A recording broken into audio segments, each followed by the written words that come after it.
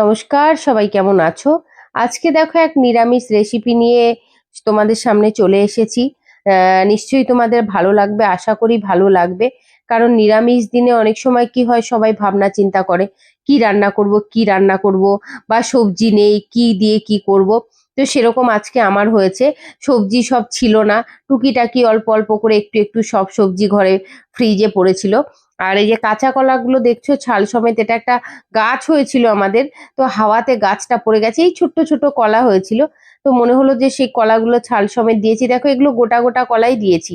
একটু কুমড়ো, একটু আলু, একটু থোর, তারপরে হচ্ছে যে তরমুজ, পাকা তরমুজটা খেয়ে তার পেছনের ছালটাকে ছাড়িয়ে সেটা নিয়েছি। নিয়ে ভালো করে সব উপকরণ ধুয়ে নিয়েছি। এবার আমি কিছুটা মুসুর ডাল নিয়ে নিয়েছি। মুসুর ডালটা খুব ভালোভাবে আমি ধুয়ে নিচ্ছি। তোমরা চাইলে কিন্তু এটা মুগ ডালও ব্যবহার করতে পারো, মুগ ডালটা দিলে কিন্তু বেশি ভালো হয়। তো আজকে আমি মুগ ডাল দিয়েই করি, আজকে আমি মুসুর ডালটা আমি ব্যবহার করছি। দেখি কেমন হয়, ভালোই হবে।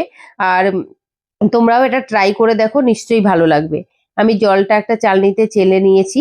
এবার কড়াইতে আমি দিয়ে দিয়েছি তেল, দিয়ে দিয়েছি পাঁচ ফোড়ন, মানে যেটা মৌরি, মেথি, কালো জিরে দিয়ে যে মশলাটা হয় সেটাকে আমরা বলি পাঁচ ফোড়ন। দিয়ে দিয়েছি শুকনো লঙ্কা, তেজপাতা। এবার ধুয়ে রাখা যে ডালটা সেটা দিয়ে দিচ্ছি। খুব ভালোভাবে কিন্তু ভেজে নিতে হবে, যাতে ডালটা একটা সুন্দর স্মেল বেরোয়, আর একটা ডালের সাথেও একটা ডাল লেগে না যায়। আর একটু ব্রাউনি ব্রাউনি কালার হবে। আর যখন ডালটা ভাজতে হবে গ্যাসটা কিন্তু লো ফ্লেম করে দিতে হবে। আর এবার যে সবজিগুলো আমি সব কেটে রেখেছিলাম সেই সবজিগুলো আমি ডালের মধ্যে দিয়ে দিচ্ছি। আর এইভাবে নাড়িয়ে নিচ্ছি। আর যখন আমি রান্নাটা করব তখন কিন্তু গ্যাসের ফ্লেমটা একদম মিডিয়াম রাখতে হবে।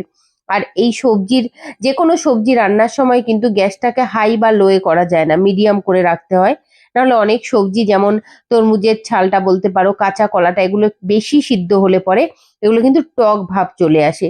ওই জন্য এই রান্নাগুলোকে একটু বুঝে করতে হয়।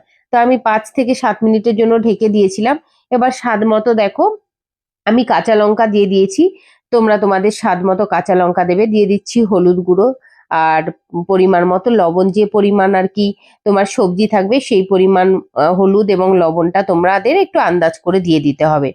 দিয়ে আমি আবারও একদম লো ফ্লেম করে খুব ভালোভাবে মশলার সাথে আমি সবজিগুলো, ডালটা খুব ভালোভাবে নাড়িয়ে চাড়িয়ে নিচ্ছি। নাড়িয়ে চাড়িয়ে আমি এটাকে আবার প্রায় 1 থেকে 1.5 মিনিটের জন্য ঢেকে দিচ্ছি। ঢাকার সময় কিন্তু ফ্লেমটা একদম লোয়ে রাখতে হবে। অলরেডি আমার 80% সিদ্ধ হয়ে গেছে। দেখো একদমই সিদ্ধ হয়ে গেছে, আর হালকা হালকা একটু জল জল ভাব হয়েছে। তো এটার মধ্যে তোমরা চাইলে একটু বড়িও দিতে পারো। তো আজকে আমি বড়ি দিইনি, আমার অ্যাকচুয়াল বড়ি ছিল না তাই দেওয়া হয়নি। এবার আমি এটা একটু গা মাখা ঝোল করব, তাই জন্য একটুখানি আমি উষ্ণ উষ্ণ গরম জল দিয়ে দিচ্ছি। তোমরা চাইলে ঠান্ডা জলও দিতে পারো, নো ইস্যু। তবে গরম জলটা দিলে একটু ভালো হয়। আমি গরম জলটাই ব্যবহার করেছি। যেহেতু এটা বেশিরভাগটাই সিদ্ধ হয়ে গেছে, তাই জন্য আর বেশি আর ফোটানোর দরকার নেই।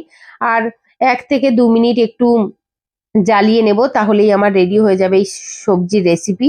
এটা কিন্তু তুমি ভাত বলো, রুটি বলো, বা এমনি যা কিছু বলো, শুধু শুধু তোমার খেতে ভালো লাগে। যেমন সবজি আমি শুধুই ভালো খাই। তো দেখেই বুঝতে পারছো সবজিটা অলরেডি রেডি হয়ে গেছে। আমার তো এই সবজির তরকারি, এই পাঁচমিশালি সবজি সত্যিই ভীষণ ভালো লাগে।